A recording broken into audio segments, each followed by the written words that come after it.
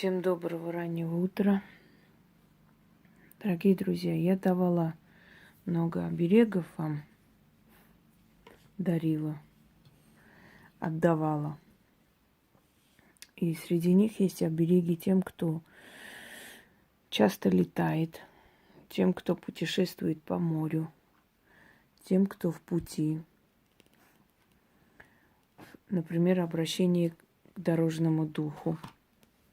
Потому что у дорог есть духи-покровители. У всех сфер человеческой деятельности есть определенные духи-покровители. Те, которые в этой сфере находятся. И к которым обращались издревле за помощью для покровительства. Сегодня я хочу подарить водителям, тем, кто часто бывает за рулем. В принципе, машина – это часть жизни. Если человек начал ездить, он будет ездить всю жизнь. А в наше время, чем дальше, тем тяжелее находиться за рулем, потому что очень много неадекватных людей, очень много людей, которые приезжают, например, на заработки в большие города, садятся за руль, абсолютно не понимая, куда приехали, что за правила здесь. Очень часто бывает, что ты не угадаешь, куда повернет человек. Не включая указательного сигнала, он может резко повернуть, тем самым столкнуться с тобой, нанести урон машине, нанести урон тебе. И поэтому приходится быть напряженной и начеку. Главное за рулем это не бояться, не допускать страх, не допускать мысли о плохом, потому что мысль материальна. И чем эмоционально мы будем думать, тем сильнее оно к нам приблизится. Постарайтесь меньше смотреть на аварии, на сбитых пешеходов и прочее, прочее. Поменьше смотрите, потому что такое остается в голове, внедряется в мозг, а потом перед глазами эти картины. Это очень неприятно.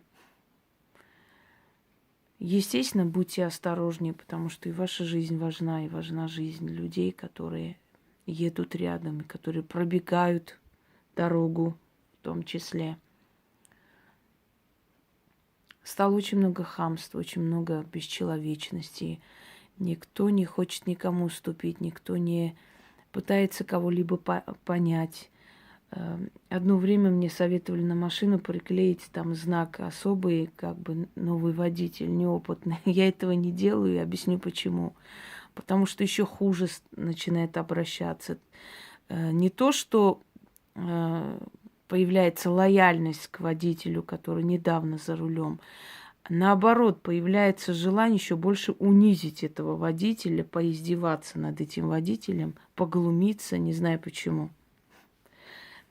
Если у тебя хорошая машина, то к тебе очень много ненависти. Это с глаз.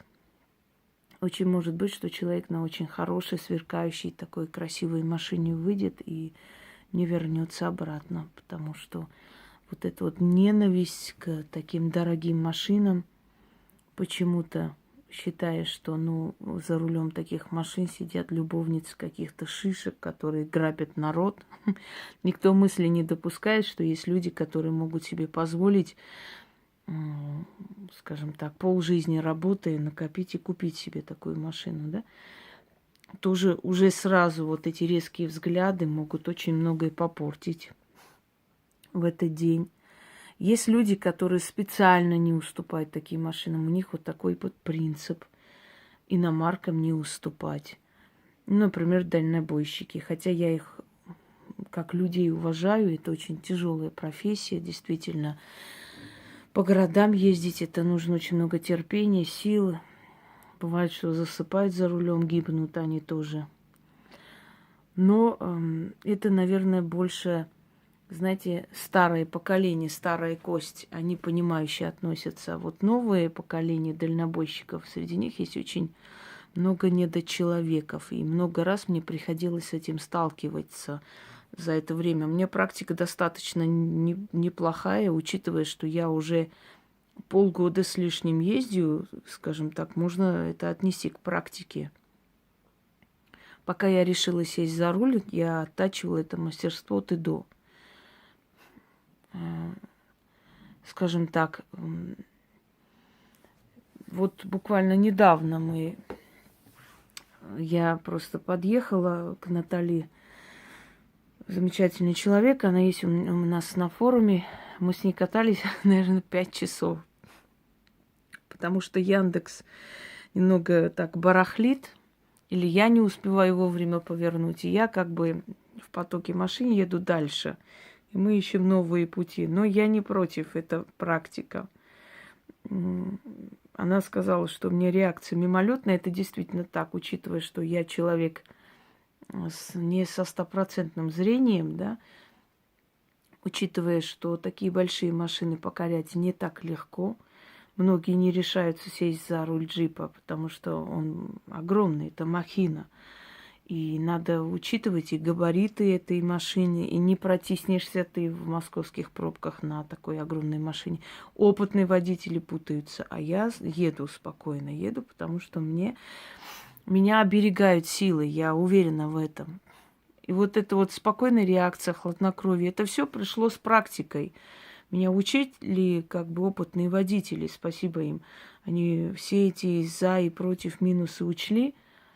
И только тогда я села за руль, потому что это и моя жизнь, и жизнь других людей. Я уже говорила, своей жизнью ты можешь делать что угодно, чужие жизни забирать ты не вправе. И, к сожалению, женщина на дороге стала таким, знаете, героем комедии и шуток, потому что очень много действительно дур на дороге. И вот из-за этого как бы кажется, что все женщины одинаково, скажем, безответственно относятся к вождению. Это неправильно. Так тоже нельзя считать. Женщина порой более спокойный, более, скажем, внимательный водитель и аккуратный, чем мужчины. Это зависит от человека. Вот насколько ты ответственно к этому подходишь, настолько ты и водитель, да? И вот как бы буквально на днях, когда мы ехали с Наташей, мне нужно было как бы в сторону завернуть, и я включила, естественно, предупреждающий вот этот сигнал, и буквально вот минуты 3-4 мы ехали, пока я готовилась повернуть на правую сторону, и довольно большое было расстояние от фуры, довольно большое, то есть это буквально секунда завернуть и туда. И он, увидев, что я хочу повернуть в сторону, специально нажал на газ, просто оказался рядом с нами. Вообще нормальный водитель, видя такой предупреждающий сигнал, это моя дорога, он должен прямо ехать. Он не имеет права эту дорогу занимать, на самом деле. Никто не имеет права занимать сторону, если там есть объезд, если там есть, значит, вторая дорога, то, а ты едешь прямо, говорю, как правило, да, ты не вправе занимать эту сторону. Ты должен дать возможность водителю завернуть в ту сторону, куда он хочет. А ты на прямой дороге держишься в середине. Он специально нажал на, значит, газ, начал сигналить оттуда и проехал мимо, не дав мне возможность завернуть на ту сторону. И я просто думаю, ну какая же ты тварь, зачем ты это сделал? А просто потому, вот просто вот не хочу и не уступаю. Не завернешь ты, не дам я тебе повернуть. А зачем? Что здесь тебе вот от этого веселого? Что ты получил от этого? Адреналин, кайф. Поиздевался. Вот не могу я себе позволить такую машину, хотя бы поиздеваюсь над тобой, мне будет приятно, понимаете? И если бы вот не моя реакция секундная, мы бы погибли. Потому что это огромная фура, она бы просто нас завела, хрен знает куда. Может, он бы не ударил, может, он очень опытный человек, он бы в сторону повернул. Но факт в том, что он мне закрыл дорогу и заставил поехать прямо. Потому что, ну, я не могу рисковать, да, жизнью и повернуть. В любом случае, я плюнула, я говорю, ну ладно, поедем, сейчас другую дорогу найдем. Вот такие моменты могут быть. Могут быть, когда не люди за рулем, не люди буквально, которым чужая жизнь абсолютно неинтересна. Люди, которые не закрывают, вот груз везут и плохо привязывают. Вот было видео, где кирпич улетел с фуры и убил женщину впереди сидящую. Это чья-то дочь, чья-то мать, чья-то жена, понимаете? Люди едут на дачу, например, к себе, ничего никого не трогают, и здесь улетает кирпич и убивает человека. Это, ну, это очень страшно. Да, это не предумышленное убийство по неосторожности, из-за халатности, но человек ведь не подумал о чужой жизни. Многие гоняют просто по трассе, гоняют, потому что развлекаются. Многие едут по встречке специально. Вот специально едут по встречке. Последний момент, когда у тебя уже мантраж, ты сигналишь, сторону отводишь. Они с хихиканием, со смехом, там, хе-хе-хе, поворачивают туда, мол, вот, видите, как мы вас напугали. Но человек, например, у которого реакция еще не, ну, как бы, неотточенная реакция, он может от страха повернуть в сторону, ударить другую машину, убить человека или что-нибудь еще. Поэтому, дорогие друзья, столько стало на дороге тварей, что без защиты, наверное, ехать было бы, ну, непредусмотрительно. Вы можете этот оберег сделать как для себя, так и для своих близких, родных, которые за рулем. Начитать на соль, посыпать вот в какой-нибудь мешочек и спрятать в машине. Через некоторое время эту соль высыпать, ну, например, через недельку-две высыпайте эту соль, снова начитывайте на новую соль, снова сыпите туда. И есть еще оберег, который сам водитель читает каждый раз, когда садится за руль. Я вам и то сейчас подарю. Соль, я уже говорила, кристалл соли имеет такую особенность втягивать в себя. Вот почему продукты в соли хранят. Соль втягивает в себя не только там, скажем так, не очень приятный запах или разлагающийся там какой-то процесс, он в себя втягивает и останавливает. Соль имеет особенность втягивать в себя еще плохие энергии, плохие посылы, плохие, скажем так, опасные моменты. И втягивать в себя через некоторое время эту соль уже с этим вот насыщенной отрицательной энергией нужно высыпать. Просто высыпайте. Можете высыпать хоть в туалет. И снова читать на соль, обновить. И снова положить, значит, где-нибудь в водительскую кабину или где-нибудь спрятать эту соль. Так периодически делайте. Это действительно обезопасит вас и реально будет работать в вашу пользу. Во многом в такие опасные моменты вам удастся избежать. Вот столкновений и прочее, прочее. Я вам еще раз говорю, просто хорошая машина, просто хорошо водите, просто хорошо выглядите, просто уверенно держитесь за рулем. Любой злой взгляд на вашу сторону. Просто поехали, не уступили, потому что вам некогда было уступить, или это была ваша дорога, и ненависть и пожелания в спину. Поверьте мне, всякое может быть. Сейчас люди так озверели, что вот с пониманием не относятся никому абсолютно. Я помню, когда я ехала, и впереди была женщина, было видно, что она переживает, не очень уверена. И вот всю дорогу я пыталась ей уступить дорогу, потому что видела, что она неуверенно держится, и она вот как бы ехала по скоростной, где не положено ехать медленно, надо прижиматься к правой стороне, если уж ты хочешь так ползти. Но она, видимо, и этого тоже не знала, и все вот сигналили. Я, наверное, единственный человек, который отнеслась с пониманием, не стала ее просто гнобить и гнать по этой трассе, потому что она бы вообще потерялась. В этой пробке московской вообще можно потеряться, и голову потерять, и себя в том числе.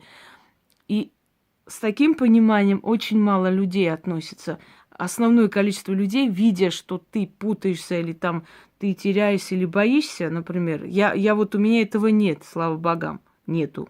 Действительно нету. Это может и нехорошо, потому что страх тоже удерживает от многого. В любом случае, видя, насколько ты мешкаешься или не уверена, они еще больше давят и душат. Вот просто душат сверху, уничтожают. И вот в эти моменты хорошо бы знать, что у тебя есть оберег. И тебе как бы не тяжело будет это все перенести и пережить. Итак, свеча, соль и мешочек. Когда начитаете, посыпите туда. На следующий день, если вы ночью делаете, или вы днем делаете, неважно. Вот когда вы уже будете относить в машину, чтобы туда положить, перед тем, как подойти к машине, просто левой рукой киньте на любую дорогу 6 монет и говорите: «Откупаюсь». И идите спокойно, положите этот мешок туда. После меняйте, как я и сказала. Итак, нужно вот так взять соль, я возьму в руки, и читать. Соляной кристалл, оберегай меня в пути, мое тело, мою душу и железного коня. От зла и опасностей защити, от аварий и поломок, от разбойников в пути, от проверок, от лихих людей, от воров и злодеев. Соляной кристалл, все в себя вбирай, а меня от зла, от опасности спаси и освобождай. Солью укрываюсь, солью защищаюсь, солью себя и железного коня оберегаю. Заклято. Соляной кристалл, оберегай меня в пути, мое тело, мою душу и железного коня, от зла и опасности защити, от аварий и поломок, от разбойников в пути, от проверок, от лихих людей, от воров и злодей.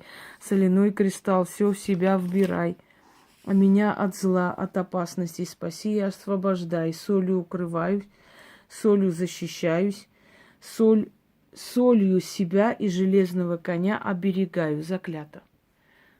Читать вам нужно 6 раз. А теперь слова сохранные, которые можно переписать и выписать себе. Или с телефона читать, в принципе. Каждый раз, когда садитесь за руль. Вообще есть еще оберег моей прабабушки. Тоже очень сильная вещь. Можете тоже переписать и с собой носить. Итак, садитесь за руль и говорите: «Дух дорожный, повелитель дорог, отведи от меня всякий злой рок, смерть и несчастье, очисти мою дорогу от опасности, опекай меня, отведи дожди, морозы, ветра, бури и беды, и всякое зло. Живая за руль села, живая с руля встану. Да убережет меня хозяин дорог, да будет он ко мне благосклонен». Истинно так, заклято. Сказали, сели и поехали. И можете спокойно ехать, зная, что с вами ничего не случится.